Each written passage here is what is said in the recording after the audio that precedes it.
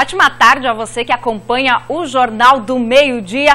Vamos começar o esporte agora falando da Chapecoense, que enfrentou o Santos na Vila Belmiro. E sob os olhares atentos do ex-goleiro Tafarel, o goleiro do Verdão, o Jandrei, foi muito bem e quase impediu a derrota da Chape. Tá vendo ali no meio da tela, com o celular nas mãos, um cidadão de gorro? É o Tafarel, pessoal, goleiro tetracampeão mundial com a seleção brasileira. Ele é observador da CBF, tem olhado bastante o goleiro do Santos, o Vanderlei, destaque do Campeonato Brasileiro. Tá para ser convocado para a seleção. Se acontecer a convocação dele, quem é que vai dizer que não é merecido, né? Lá de cima o Tafarel observou tanto, mas tanto que rolava aqui embaixo que não teve jeito. Foi obrigado a prestar atenção não só no Vanderlei. Do outro lado, tinha um rapaz que também estava fechando o gol. O Jandrei, goleiro da Chapecoense, estava parando o Santos. Só defesaças. Deixou o Tafarel impressionado. O Jandrei só não foi perfeito porque o Vecchio, meio atacante do Santos, encontrou um jeitinho de superar o goleiro. Foi um golaço, né? Foi um gol muito difícil de fazer. O Jandrei deixou uma bola passar. O Vanderlei não. Que pena, né, Badá? Boa tarde. Apesar da derrota, dá para tirar alguma coisa de boa dessa partida? O Chapecoense jogou muito bem fora de casa, enfrentou o Santos praticamente, né, quase de igual para igual, hein? É verdade, não, a atuação da Chapecoense foi boa. Né? O resultado não foi bom, perder nunca é bom, de 1, de 2, de 3, derrota é derrota, é o que fica no futebol, né? E muita gente só analisa o resultado. Agora, se a gente analisar, e o pior é que o que vale é o resultado, né? O que fica é o resultado. Mas menos mal para nosso consolo que dessa vez não tomou goleada. Das outras vezes, 2014, 2015, 2016, sempre havia tomado 3 gols. Ontem tomou 1 e o repórter da Record lá de Santos, de São Paulo, foi muito correto na sua matéria. Os 2 goleiros foram os destaques dos 2 times. O Vanderlei, que estava lá sendo observado pelo Tafarel, da comissão técnica do Tite da Seleção Brasileira, fez grandes defesas. Né? Principalmente no primeiro tempo, o Vanderlei teve muito trabalho. Em 2 minutos ele fez 2 grandes defesas. Né? Então a Chapecoense começou muito bem o jogo.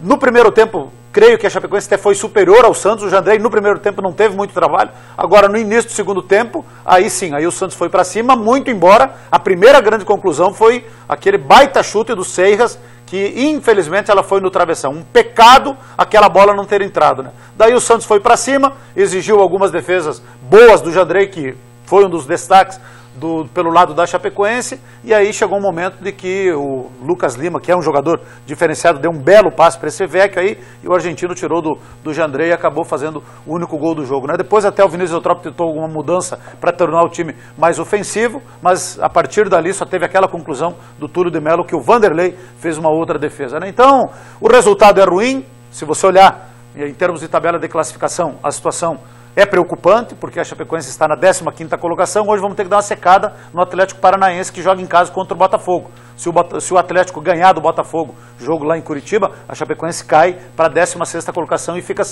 volta a ser o primeiro clube fora da zona de rebaixamento, né? O que é preocupante. Mas o que nos deixa animados é de que o time, mais uma vez, apresentou um bom padrão de jogo, taticamente, principalmente no meio de campo. Sempre quando a gente analisa um jogo de futebol, a gente tem que olhar do outro lado, que do outro lado também tem um outro time, né? E ontem era o Santos, lá na Vila Belmiro, dificilmente eles deixam de ganhar lá. É um que outro adversário que, de vez em quando, consegue sair vivo lá da Vila Belmiro, né? E a Chapecoense fez um jogo igual, fez um jogo equilibrado, consistente do início ao fim, não se apavorou porque tomou o gol, né? Então, algumas coisas ainda precisam melhorar. Né, nesse esquema aí, com 4 volantes no meio, com o Seijas, às vezes fica muito aberto lá pelo lado direito, e aí o único atacante fica, às vezes, muito isolado. Então, são ajustes que precisam ser feitos. Mas ontem, resultado absolutamente normal, e o que nos dá uma esperança de que o time apresentou novamente um bom padrão de jogo. Que siga assim, mas evoluindo taticamente e conquistando resultados. Já a partir do sábado contra o Vitória, aí lá tem que pontuar. Não pode perder lá para o Vitória, que é o pior mandante do campeonato, perdeu ontem para o Grêmio de 3-1, estão numa crise danada, lá estive olhando as matérias do Vitória, presidente pedindo licença, vice-presidente renunciando, está um rolo danado, é um jogo bom para a Chapecoense ir lá, aliás, a Chapecoense nunca perdeu lá, então sábado é diferente desse jogo do Santos. O Santos é da parte de cima da tabela, é o 3º colocado, o Vitória é lá de baixo, então esse jogo aí a Chapecoense tem que pontuar. Tem que roubar ponto deles lá, não pode permitir que o Vitória marque 3 pontos dentro de casa, já que estão em crise, vai lá e afunda ainda mais a crise no clube baiano. E nos outros jogos da rodada tivemos um empate do Palmeiras com o Flamengo, empate também do Avaí, que segurou o líder Corinthians na ressacada, e vitórias não muito boas para a Chapecoense, né? A Ponte Preta goleou o Coritiba e o Atlético Mineiro perdeu em casa para o Bahia. Vamos aos gols. Cuca mandou a campo um Palmeiras diferente. A principal mudança no gol. Jailson assumiu a titularidade. Um teste de fogo logo contra o Flamengo, em plena Ilha do Urubu. E isso mesmo sofrendo 2 gols. O primeiro de Pará, que acertou um chute cruzado.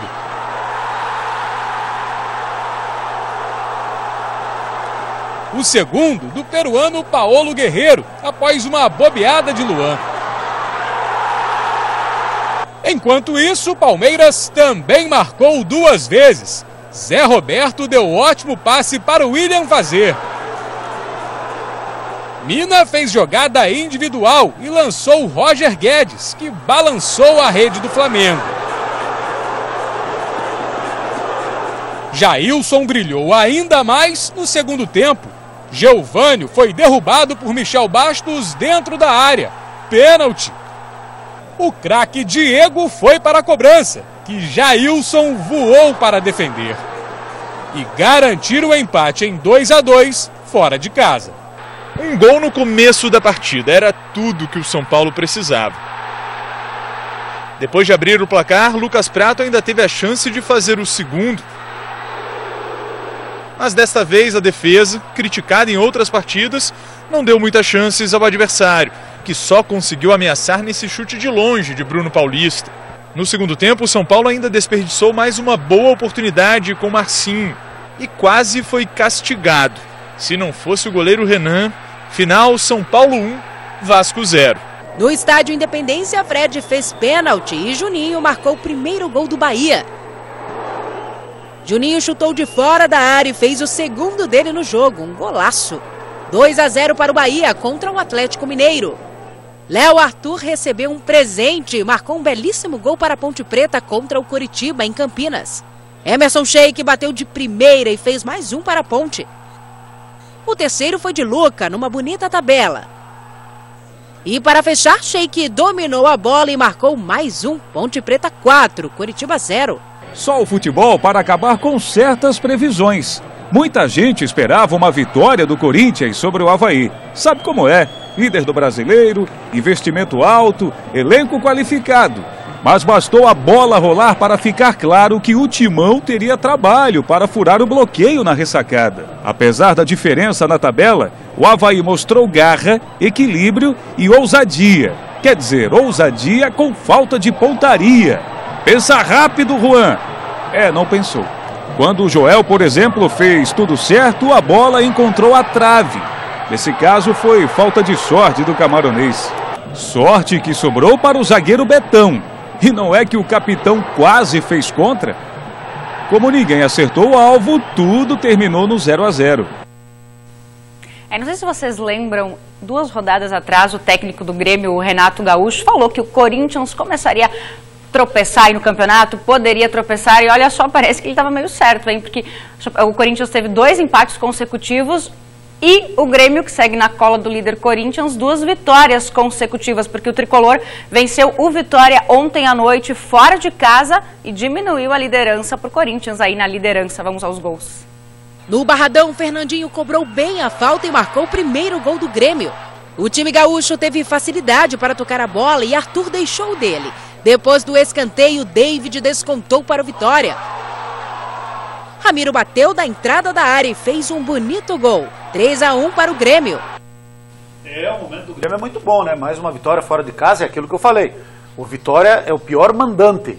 É o pior time que tem o pior desempenho jogando dentro de casa. E o Grêmio foi lá, não tomou satisfação, fez 3-1 ao natural, se aproxima do Corinthians, graças ao empate do Corinthians contra o Avaí. Eu assisti o segundo tempo, bom jogo na ressacada, muito movimentado, bola na trave do Corinthians, bola na trave do Avaí, e o Corinthians perdeu 2 pontos, e o Grêmio fica a 6 pontos, né? Num campeonato que é tão longo, faltam ainda 23 rodadas para terminar, muita coisa vai alterar aí, mas a aproximação ela está acontecendo por parte do Grêmio e o time, né, do Grêmio dando sempre uma resposta muito positiva. E a coincidência que ontem era dia 19 de julho, dia do futebol, vitória do Grêmio e a morte de Paulo Santana. Para quem não sabe, para quem não acompanha as redes sociais, faleceu Paulo Santana.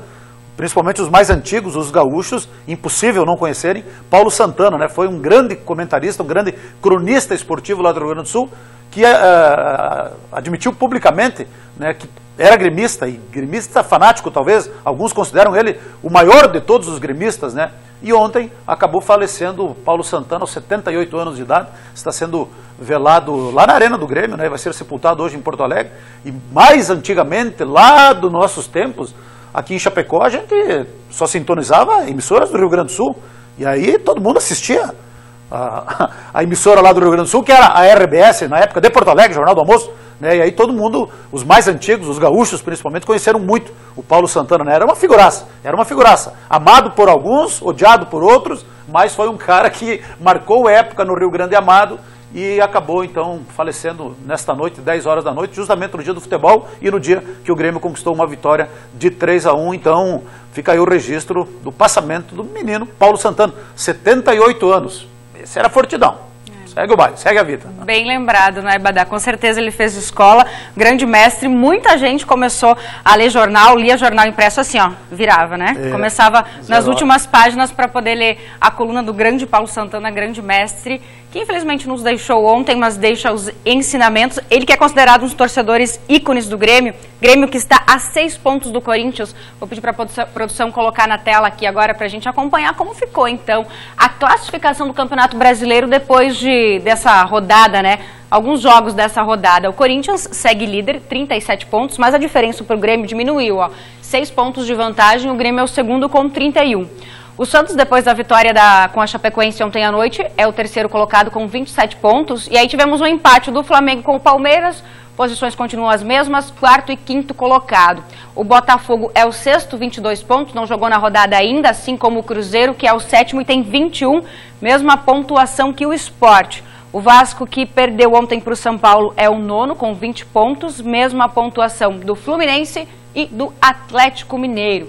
O Bahia é o 12º, Coritiba 13º, Ponte Preta 14ª, Chapecoense, pois a derrota de ontem então perdeu posição, é a 15ª com 18 pontos. O Atlético Paranaense é o 16º, 16 pontos. E aí temos na zona de rebaixamento São Paulo, Avaí, Vitória e Atlético Goianiense. Lembrando que o Atlético Goianiense não jogou nessa rodada ainda, então é o último colocado, pode chegar aí a 11 pontos, não vai atrapalhar muito a Chapecoense, mas o 16º colocado é o Atlético Paranaense, não jogou ainda nessa rodada e tem 16 pontos. Portanto, pode ultrapassar a Chapecoense, aquilo que o Badá falava, né? Secar muito o jogo do Atlético Paranaense hoje à noite para que não saia com a vitória, né? Joga em casa, mas é um adversário difícil, é o Botafogo, né? Porque, queira ou não, se o Atlético ganhar, a Chapecoense passa a ser a 16ª. Aumenta a pressão, necessidade de pontuar lá contra a equipe do Vitória, né? Então, vamos dar uma secadinha no Atlético Paranaense hoje contra o Botafogo. Botafogo que não tem mais o Camilo. Menino Camilo é o novo jogador do Internacional de Porto Alegre. Durou pouco o sonho do Camilo, né? Porque ele saiu daqui veio aqui, deu entrevista ao vivo aqui, dizendo que estava indo para os Emirados Árabes, veio se despedir da torcida Chapecoense, foi para lá, todo mundo sabe a história, ficou um tempinho lá, e aí foi com muita alegria dele e do seu pai jogar no Botafogo, que era o sonho do pai do Camilo, né? Que ele fosse jogar no Botafogo. Não durou muito tempo lá, agora é o novo reforço do Internacional, que aliás ontem anunciou 2 boas contratações, Camilo e Leandro Damião, também deixou o Flamengo para voltar a jogar no Internacional. Agora vai. Por falar em Internacional, lembrar da vitória dos meninos do Sub-20 ontem, né, da Chapecoense pelo Campeonato Brasileiro, 1-0, gol do Perrotti, é isso, né, Badá, gol do Perrotti, lá no Beira-Rio, né, lá em Porto Alegre, venceu o Internacional e segue líder do Campeonato Brasileiro, então fica o registro e parabéns também para os meninos do Sub-20 da Chapecoense. Vamos conferir quais são então os 3 jogos restantes para fechar a 15ª rodada do Campeonato Brasileiro. Hoje à noite, às 7h30, temos Fluminense e Cruzeiro. E aí, às 8 horas, Sport e Atlético Goianiense. lá na Ilha do Retiro. E aí sim, um jogo pra gente assistir, acompanhar e torcer. Às 9 horas, na Arena da Baixada, temos Atlético Paranaense e Botafogo, um jogo importante, com certeza, pra Chapecoense. E olha só, gente, tem um recadinho para vocês, porque vem aí a 10ª edição da Copa RIC de Futebol 7. Esse ano nós teremos novidades nas categorias, né? Força livre masculino e feminino e também a categoria Master. O congresso técnico ocorre amanhã, sexta-feira, portanto, às 7h30 da noite, no auditório do SESC Senat.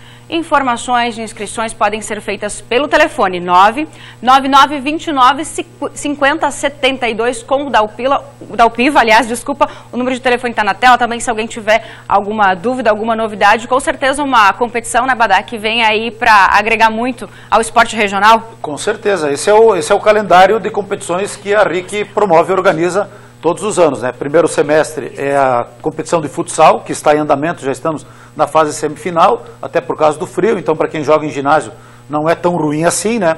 E depois do segundo semestre, aí quando começar a entrar o verão, aí nós teremos então a competição de futebol 7, que também é muito tradicional, que envolve as principais equipes de Chapecó e da nossa região. Então é amanhã o congresso técnico, prepare a sua equipe, entre em contato com o menino da Alpiva, está esperando por vocês. Vamos realizar uma grande competição, sem dúvida nenhuma, com a participação de todos. Haveremos de fazer, quem sabe, a maior edição desta Copa RIC TV de Futebol 7. Enquanto isso, vamos acompanhar aí as grandes finais também da modalidade de futsal. Lembrando que pelo futsal amanhã tem o primeiro jogo da semifinal, Niju e Laticínios La Vida aqui no Ser Aurora, em Chapecó. E olha só, gente, a emocionante história que parou o Brasil e o mundo está de volta. Os 10 Mandamentos volta à tela da RIC TV Record, inaugurando o novo horário de novelas da emissora.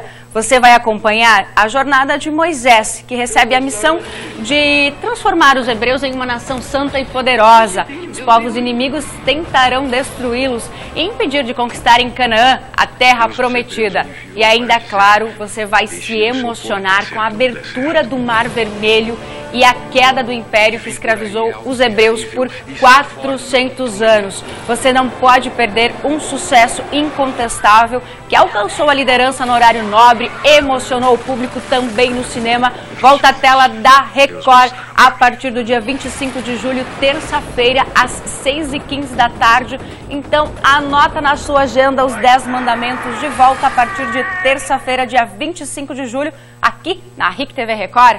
Muitas mudanças na programação, né, gente? Coisa boa. Vamos ter aí mudanças significativas, inclusive, né, a gente já pode falar, a partir de segunda-feira, o pessoal já está comentando, a partir de segunda-feira começa, sai o Jornal do Meio-Dia e entra o Balanço Geral. O time continua o mesmo, é o Balanço Geral Chapecó, com as informações não só da cidade, de todo o Grande Oeste catarinense, com o nosso time de profissionais, pessoal que está atrás das câmeras, todo mundo permanece o mesmo, só que muda a programação e também o nome Jornal do Meio-Dia deixa de existir para entrar o Balanço Geral. E já é uma tradição da Rede Record, né? A Record Nacional já tem o Balanço Geral, que é sucesso no Brasil inteiro. Aqui em Santa Catarina, em Florianópolis, já tínhamos o Balanço Geral e agora vai se estender para as demais emissoras do estado. É um jornal mais quente, é um jornal... bicho pega. Vai ter algumas mudanças. Vai ter algumas mudanças. Mas vai ter o bloco de esportes, vai ter o bloco de notícias e vai ter tudo aquilo que diz interesse à comunidade aqui de Chapecó. Para alegria ou não de vocês, a gente vai estar aqui. Vamos continuar aqui, mas o cenário vai ser novo, novas vinhetas, reportagens especiais também, né, gente? Com certeza. Mas aquele jornalismo comprometido com a comunidade continua sempre. Se me permite só um fã do Badá, o Adelmo Soares de Camargo, do aniversário. Opa, lá seu Adelmo, parabéns para o amigo. Exatamente, obrigado. Sempre lhe acompanha. Bom. E também desejar a todos os amigos um feliz dia do amigo ou da amizade, já que hoje nós comemoramos isso também. Dia bonito, né? Foi convidado para o casamento ontem ou não? Não fui, faltou. Pois é, faltou não só o convite, como faltou o noivo. Eu estava trabalhando lá na rádio, transmitindo o jogo, daqui a pouco começaram a me mandar foto, diz, tua amiga tá de noiva aqui. Mas de que jeito, noiva? Mas casou e não convidou ninguém? Na verdade era um desfile, né? Era um desfile, agradecer, inclusive 30 anos do Casarão das Noivas, um belíssimo desfile lá no Lang ontem à noite, conheci inclusive as irmãs do Serginho, mandar um abraço para elas, né? Um desfile muito bonito, isso. E eu e a Elisandra Gomes, também apresentadora do Vermais, estivemos por lá desfilando, né? Realizei o sonho da minha mãe, né? Minha mãe, ai filha, quando eu vou te ver vestida de noiva? Pronto. Não seja por isso, fiz a foto faceira, mandei pra mãe. compromisso agora não tem mais, não. Manda matar o boi. Manda matar o boi que tá bem encaminhado o negócio. Tá chegando. Certo, seu Dieguito? Grande abraço pra mim. Grande abraço, até mais. Até amanhã. Amanhã tem mais esporte.